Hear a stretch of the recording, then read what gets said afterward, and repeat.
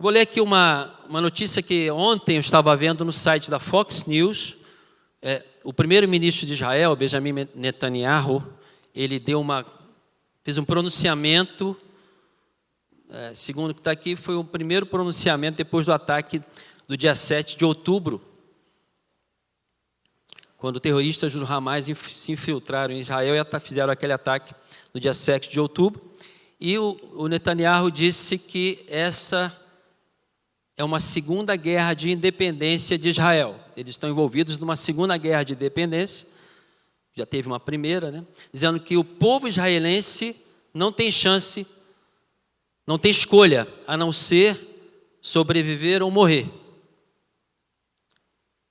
E ele disse, nós vamos lutar em terra, em ar, no mar, e nós vamos lutar no chão, embaixo do chão, embaixo da terra, e nessa guerra nós vamos estar unidos. É uma luta de vida ou morte. Então você deve estar observando, como eu tenho observado, que o mundo parece estar em contrações, não é? Parece estar experimentando uma série de eventos dolorosos, difíceis. O mundo parece estar em crises sequenciais. Nós tivemos uma pandemia grave de 2020 para cá, uma situação muito séria, global. E aí, logo depois, quando estava todo mundo aliviado da pandemia, acabando aquilo, tirando as máscaras, o que aconteceu? Guerra da Ucrânia, Rússia invade a Ucrânia.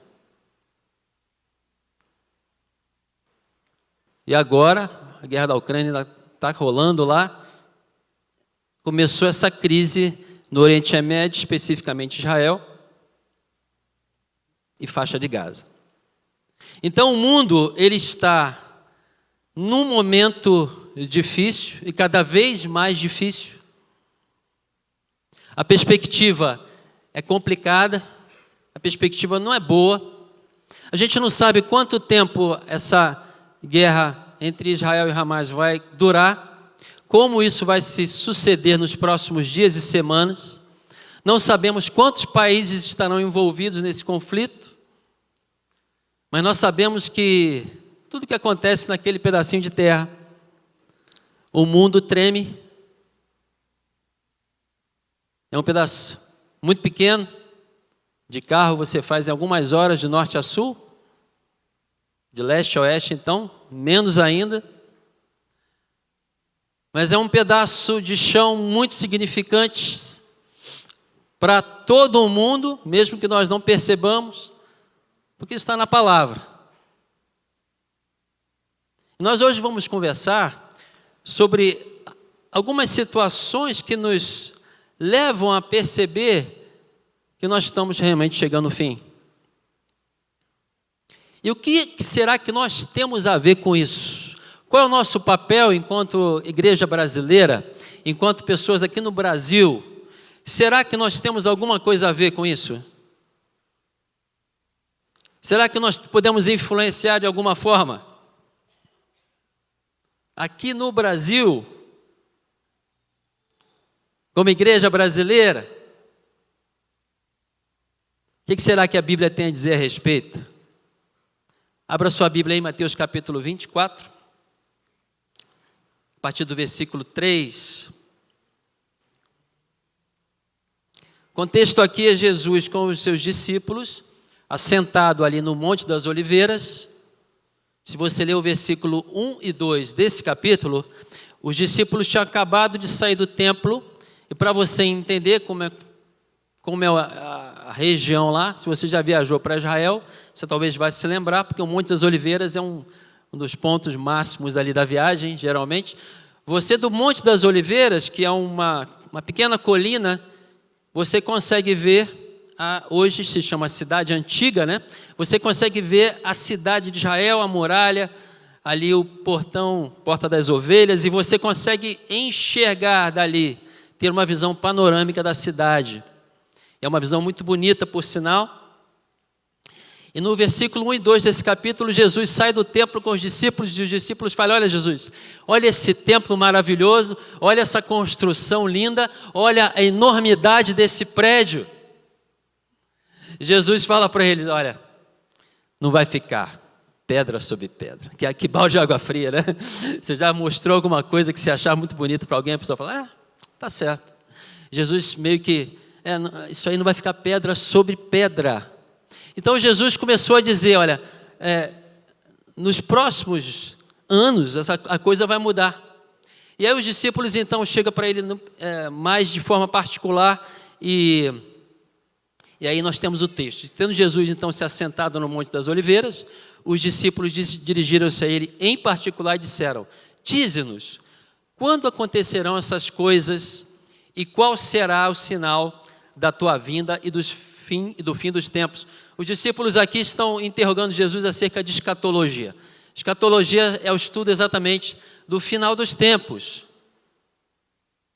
E aí Jesus responde, e graças a Deus que eles perguntaram, né? Que eles fizeram essa pergunta, Jesus pôde responder. Jesus respondeu: cuidado, que ninguém os engane.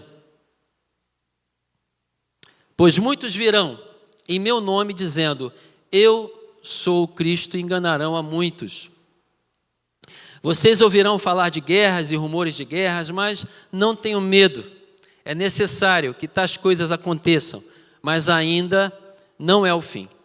Nação se levantará contra nação e reino contra reino. Haverá fomes e terremotos em vários lugares. Tudo isso será o início das dores. Então, eles os entregarão para serem perseguidos e condenados à morte, e vocês serão odiados por todas as nações por minha causa. Naquele tempo, muitos ficarão escandalizados, trairão e odiarão uns aos outros. E numerosos falsos profetas surgirão e enganarão a muitos. Devido ao aumento da maldade, o amor de muitos esfriará. Mas aquele que perseverar até o fim será salvo. E este evangelho do reino será pregado em todo o mundo como testemunho a todas as nações. Então virá o fim. Pai, obrigado pela tua palavra. Eu te peço revelação na tua palavra nessa manhã. Eu te peço que nós possamos extrair dela o que o Senhor tem para nós, para o nosso coração, a palavra de verdade, de revelação, de encorajamento. Em nome de Jesus, amém. A nossa palavra nessa manhã é justamente sobre os sinais do fim. Quando eu era criança, tinha uns 8, 9, 10 anos, eu ia para a casa dos meus avós no interior. E meu avô tinha uma coleção de discos de vinil. Talvez alguns nem saibam o que é isso, mas tinha um disquinho pequeno de vinil chamado compacto. Alguém já viu esse disquinho pequeno, pretinho? Olha só quantos revelaram a idade nesse momento. O disquinho pequenininho que você colocava na vitrola também. Talvez muita gente não sabe o que é isso. E ele tinha um disco lá que se chamava A Última Trombeta. Alguém? Olha só, sério? Mas você é tão jovem. A Última Trombeta era o disquinho que tinha lá. E aí o que nós crianças não queríamos ouvir era justamente esse disco. Porque nós tínhamos muito medo. Justamente porque era um assunto que nos assustava. E também porque o disco era gravado daquele jeito, tipo aquela novela mexicana, A Última Trombeta. E aquelas músicas assustadoras, e a criançada, então os meus primos mais velhos falavam, olha, era tipo 11h30, meia-noite, olha, vamos colocar o disco agora, todo mundo vai ouvir. Todo mundo corria do disco, do tal da Última Trombeta. Pessoal, mas presta atenção no que eu vou te dizer.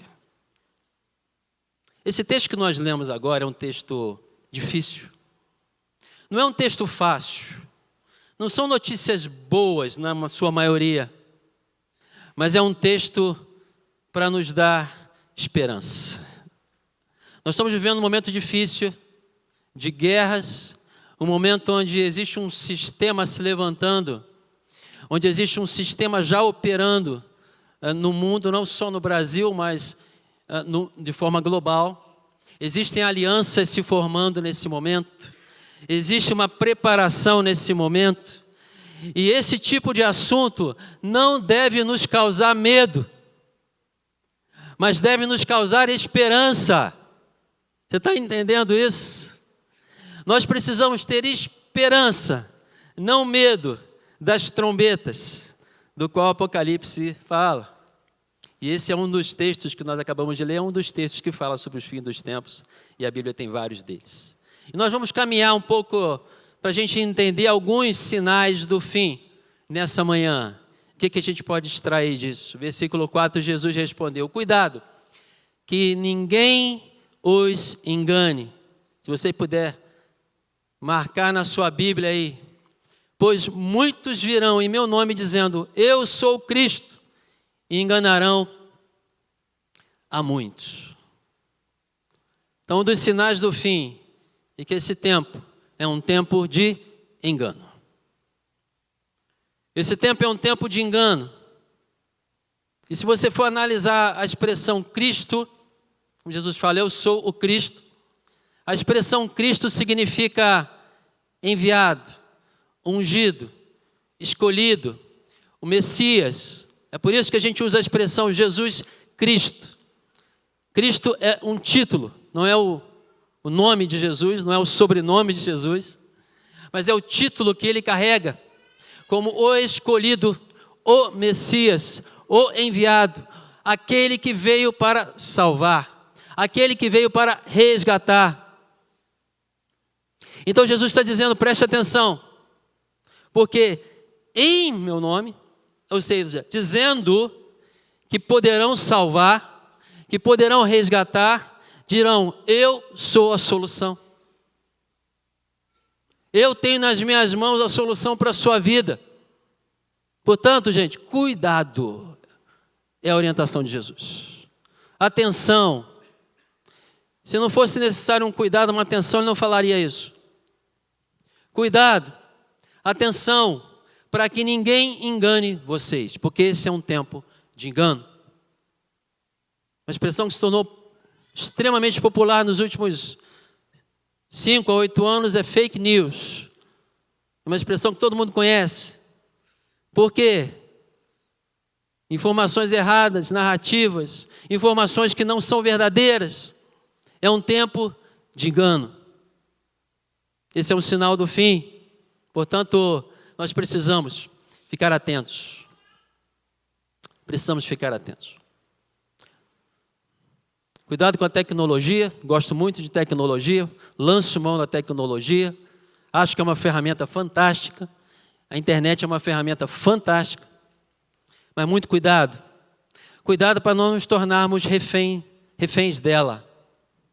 Estava conversando com um amigo há algum tempo, ele não é brasileiro. Eu falei, olha, no Brasil, nós estamos nos tornando extremamente dependentes de alguns aplicativos. Eu cito, por exemplo, o WhatsApp. Não sei se você vai concordar comigo. Se o WhatsApp hoje for retirado do mercado, for bloqueado totalmente, muitos de nós teremos problemas. Concorda comigo? Eu sei que existem outras opções, mas vamos supor que todas elas sejam bloqueadas. Todos esses canais sejam bloqueados. Então existe um sistema que opera para que nós, e eu posso me incluir nisso, porque eu também utilizo muito esse aplicativo e vários outros, que nós estejamos dependentes da tecnologia, que nós estejamos dependentes desses solucionadores de problemas da nossa vida. Você está entendendo como é que o Cristo vem agora? Essa expressão Cristo, eu tenho a solução para a sua vida, eu tenho algo que vai resolver o seu problema. Cuidado com a inteligência artificial, pessoal. Ela nos ajuda, sim, mas cuidado, Jesus está falando, cuidado, Preste atenção. Quando você acessa, por exemplo, o ChatGPT, você tem uma resposta imediata, você tem uma resposta extremamente educada. Ele não é educado? Ele é gentil, ele é educado. Eu posso acessá-lo em qualquer lugar onde eu estiver, em qualquer horário, ou seja, ele parece que é onipresente. Ele parece que é onisciente, ele parece que sabe tudo. Até a data que ele foi programado, né? Depois dali ele não sabe mais, mas ele parece que sabe tudo e ele é extremamente gentil. O que eu quero te dizer essa manhã não é para você viver numa ilha e não utilizar esses recursos. O que eu quero te dizer nessa manhã é para que você tenha cuidado, para que você esteja atento, para que a tecnologia não domine você, mas você saiba dominar a tecnologia. Jesus está falando, vão aparecer soluções aparentemente messiânicas. É isso que ele está dizendo. Cuidado também com os cristos, entre aspas, que algumas igrejas têm trazido.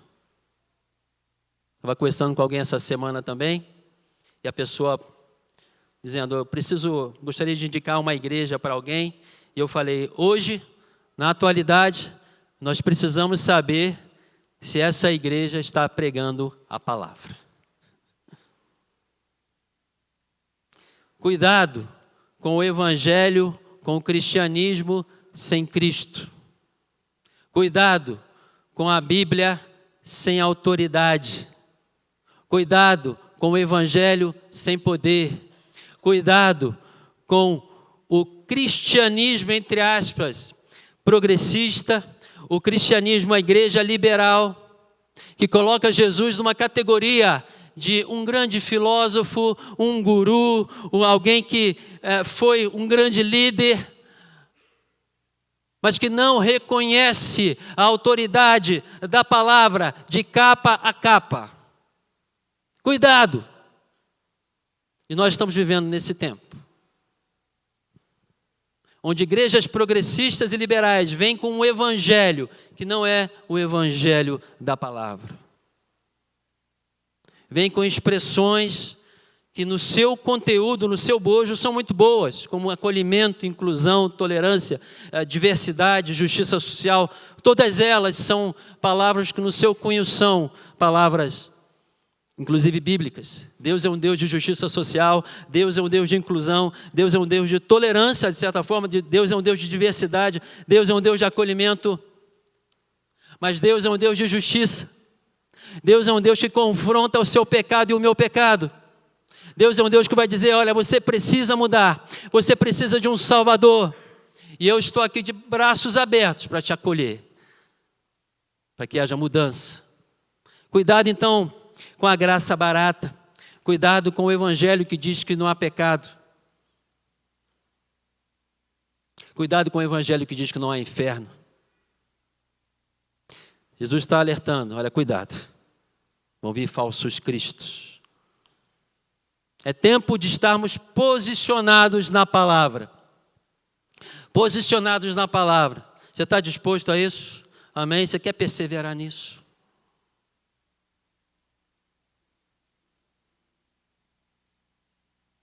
É um tempo difícil.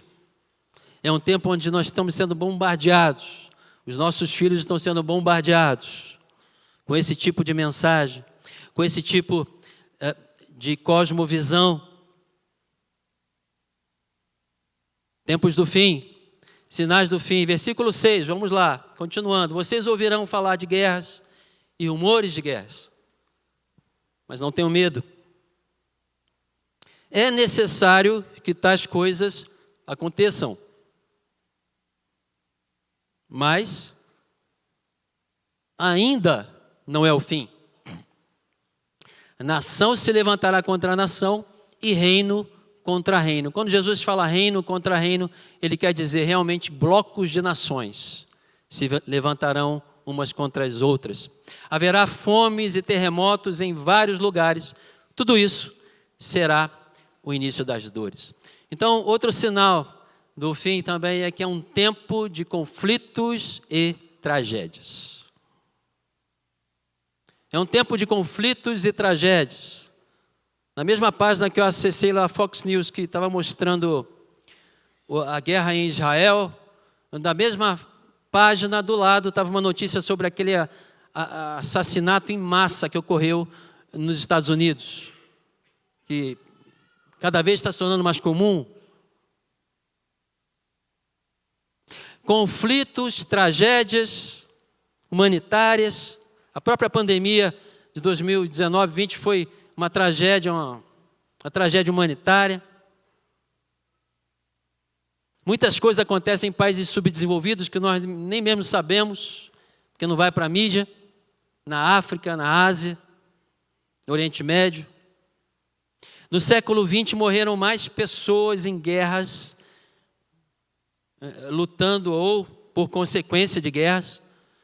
Mais pessoas morreram no século XX do que todas as outras guerras combinadas nos séculos anteriores. Ou seja, é uma escalada da violência através das guerras, é isso que Jesus está falando. A coisa vai ficar cada vez pior. É o início das dores. Você já acompanhou uma mulher entrando em trabalho de parto? Né? Ou você as mulheres aqui que experimentaram esse processo? Como é que começa? Devagarinho, aquela dorzinha leve. Daqui a pouco começa a apertar, né, a coisa, não é isso? Gente, nós estamos vivendo já nessas contrações. A coisa está começando a apertar. A coisa está começando a ficar mais difícil. Segundo o Google, isso foi pesquisa no Google, 9 nações hoje têm armas nucleares no mundo. Estados Unidos, Rússia, França, China, Reino Unido, Paquistão, Índia, Israel e Coreia do Norte. Tem poderio nuclear. Se estima que em torno de 13 mil armas nucleares estão disponíveis.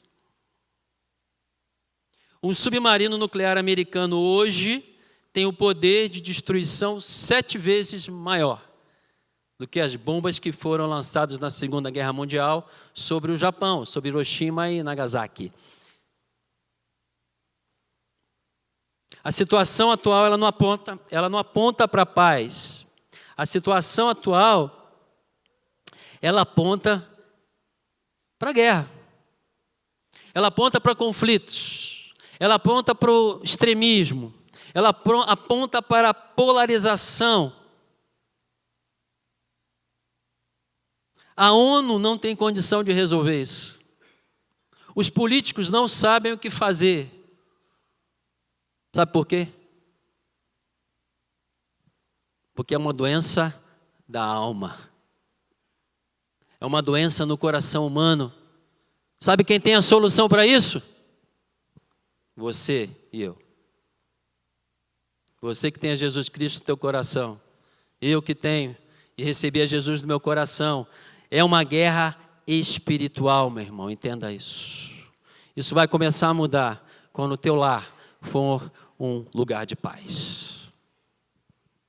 Porque os conflitos eles não estão somente no campo geopolítico. Obrigado. Os conflitos não estão somente com as nações e com os exércitos, ou num grupo de militantes terroristas. Os conflitos estão dentro das nossas casas. Estive conversando com um amigo meu também lá nos Estados Unidos, e ele falou, olha, depois da pandemia, cresceram o número de divórcios e conflitos em casa, dentro das casas, cresceu absurdamente aqui. E eu creio que não seja diferente no Brasil. Os conflitos estão lá fora, estão com pessoas armadas, mas estão dentro das nossas casas. Por isso eu quero te encorajar a fazer do seu lar, da sua casa, um lugar de paz. Trazer para a tua casa a cultura de bênção. Colocar Jesus como Senhor da tua casa. Porque a partir da tua casa, A partir de você, você pode ser um agente de transformação. Mas Mário, eu não tenho influência sobre ninguém. Sim, você tem influência sobre seus filhos. Você tem alguma influência no teu trabalho. Você tem uma influência sobre o seu amigo, o seu colega de trabalho, ou da faculdade, ou da escola. Você tem influência, sim. Você tem influência. A guerra lá em Israel é uma guerra não só geopolítica, não é só sobre a questão de quem é ali o que precisa estar ali, mas é uma guerra espiritual, entenda isso. É uma guerra sobre terra, é uma guerra sobre linhagem, é uma guerra sobre Deus.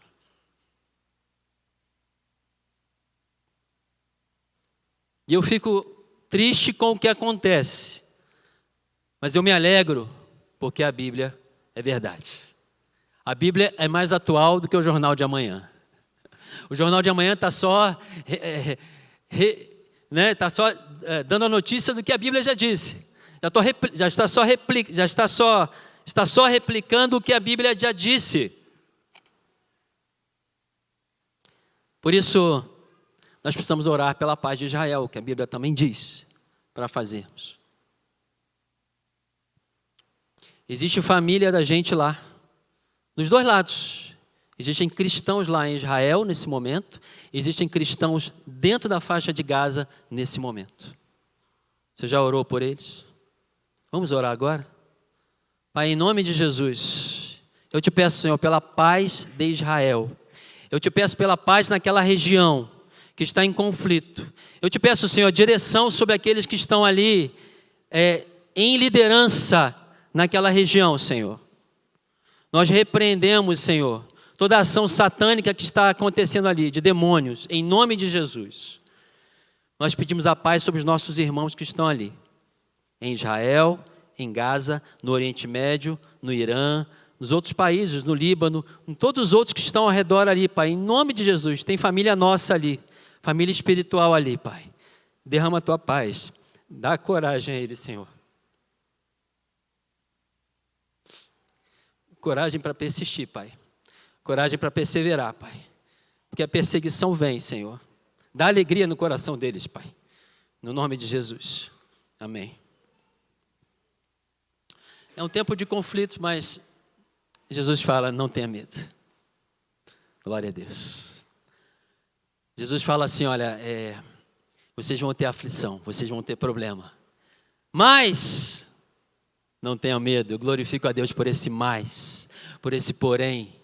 Porque Jesus sempre vem com um mais, sempre vem com um porém. Mas não tenha medo. O que a gente faz nesse momento? A gente caminha por fé. A gente caminha por fé. Vamos mudar as realidades. Caminhando por fé. Seguindo. Então, eles os entregarão para serem perseguidos, condenados à morte, e vocês serão odiados por todas as nações por minha causa. Naquele tempo, muitos ficarão escandalizados, trairão, odiarão uns aos outros, e numerosos falsos profetas surgirão e enganarão a muitos. Devido ao aumento da maldade, o amor de muitos esfriará, mas aquele que perseverar até o fim será salvo. E este evangelho do reino será pregado em todo o mundo como testemunha a todas as nações, e então virá o fim. Como sinal do fim, como sinal do final dos tempos, também é o tempo de ódio e de perseguição. Milhões de cristãos no mundo estão sendo perseguidos nesse momento. Aproximadamente 300 milhões de cristãos estão vivendo em áreas de perseguição. Países como Nigéria, como a China, como a Índia, países no Oriente Médio, Coreia do Norte.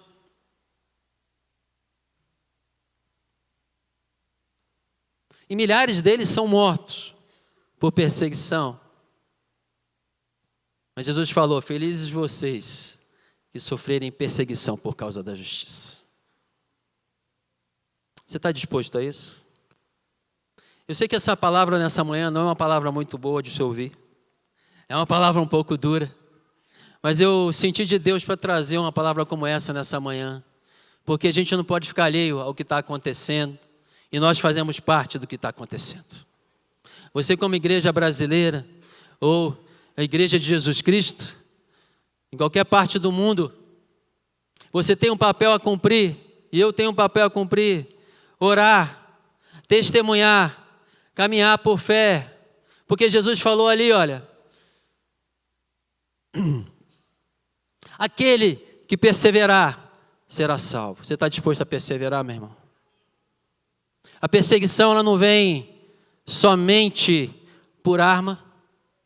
A perseguição vem também através de um sistema de travar ou inibir aquilo que você crê, de expressar aquilo que você crê. Então existe todo um processo operando, um sistema operando para que nossos valores, a nossa cosmovisão cristã, os nossos valores do reino e que vêm da palavra, sejam calados. Mas nós somos chamados a perseverar e anunciar. Porque esse evangelho vai ser anunciado a todas as nações. Jesus está falando aqui, vai ter aquele remanescente que vai perseverar. Vai ter a igreja de Jesus Cristo que vai ficar, porque a perseguição, ela não para a igreja. Você vê lá no início, quando os romanos perseguiram, quando a igreja foi perseguida, a igreja primitiva foi perseguida, o evangelho cada vez mais prosperou. A perseguição não para a igreja, como diz aquela música. O Coliseu não parou a igreja, como diz a música também. A perseguição não vai parar a gente. Amém? Você está comigo? Porque o evangelho vai ser pregado. A perseguição aos cristãos e o antissemitismo, que é a perseguição aos judeus, são marcas do anticristo. São marcas demoníacas. E Jesus falou, vão ter vários falsos profetas que vão estar nesse tempo. Então cuidado com os falsos profetas. E aí você fala, Mário, mas falso profeta é aquele que vem pregando alguma religião diferente? Não necessariamente. A gente usa a expressão profeta para aquele que tem alguma conotação religiosa, mas também, presta atenção nisso, aquele influencer do YouTube que você está seguindo, talvez. Ou talvez aquele influencer que você está seguindo no Instagram. Ele não está falando nada de religião, mas ele pode ser um falso profeta na tua vida. Ele pode estar trazendo valores que não são valores da palavra.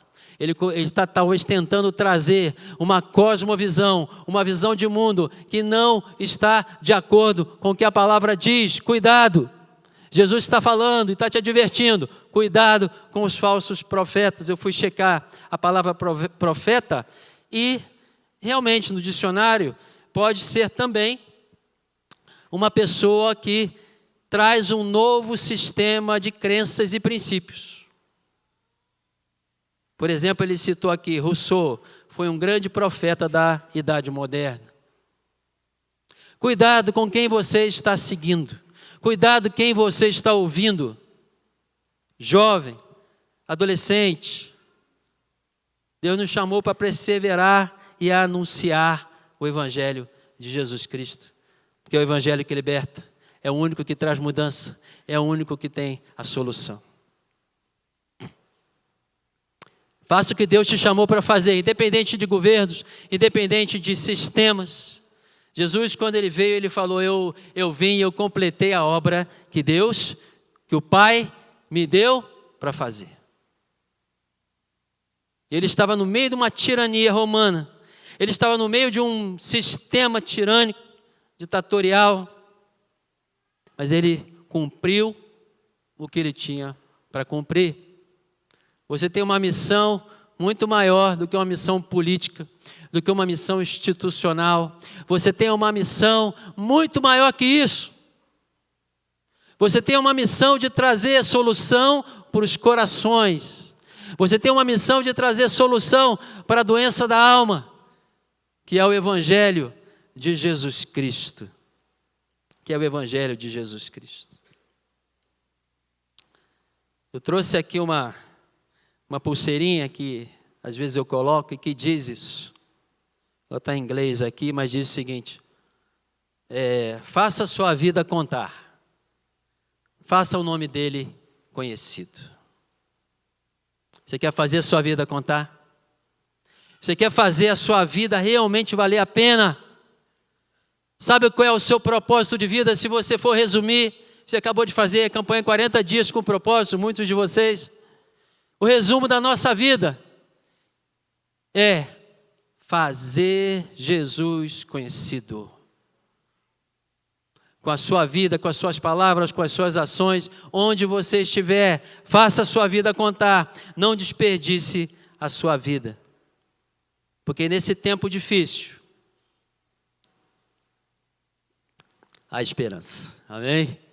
Deus está no controle de tudo, meu irmão. Eu estava viajando na semana passada, semana retrasada fui viajando, fui visitar o meu filho que estuda fora, e aí ele tinha um acampamento de jovens, e eu fui levar ele lá no acampamento, era uma sexta-feira à noite, fui levar naquele acampamento, e eu percebi que nós saímos da cidade, eu fui dirigindo, só eu e ele, e aí eu percebi que nós fomos para um lugar muito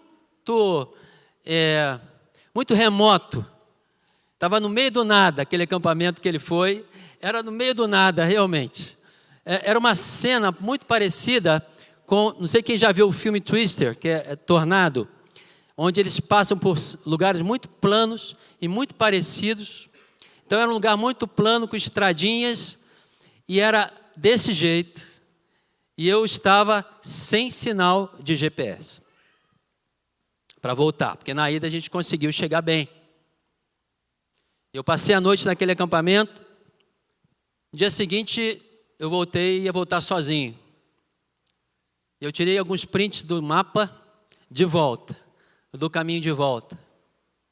E aí eu comecei a pegar as estradinhas sozinho, e se lembra que eu estava sem sinal de GPS, e eu estava seguindo. E não sei se você já teve essa sensação dirigindo, sem saber para onde vai, ou tendo só uma noção para onde vai. Você começa a duvidar, será que eu estou indo para o caminho certo?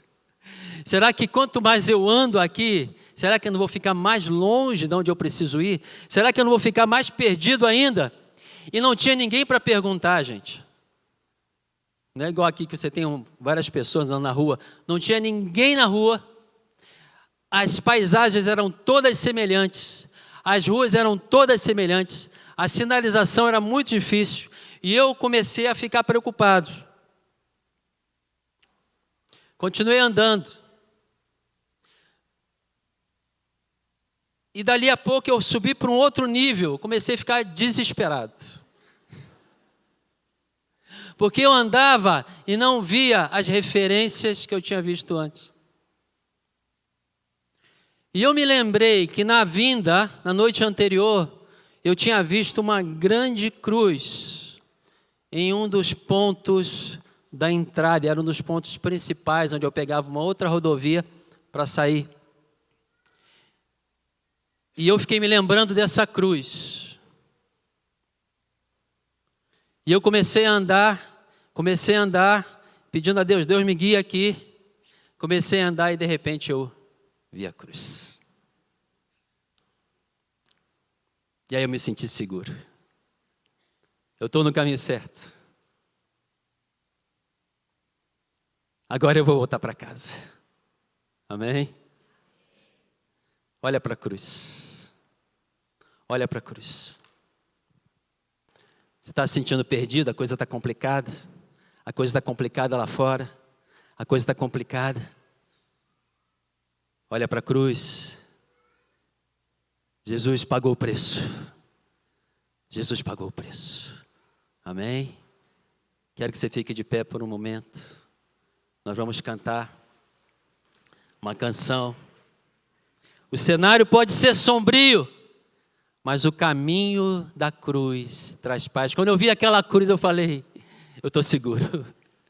Eu estou no caminho. Eu vou voltar para casa. Jesus quer levar a gente para casa, sabia disso? Jesus não está mais lá. Ele ressuscitou, ele tem um controle. Sabe o que Billy Graham falou uma vez? Eu li a última página da Bíblia. Vai estar tudo certo. Deus está no controle. Sabe o que diz Apocalipse 21? Leia lá os 2 últimos capítulos da Bíblia, 21 e 22. Eu vou ler um pedacinho do 21, versículo 4. Ele fala assim, ó: Ele lhes enxugará dos olhos toda lágrima.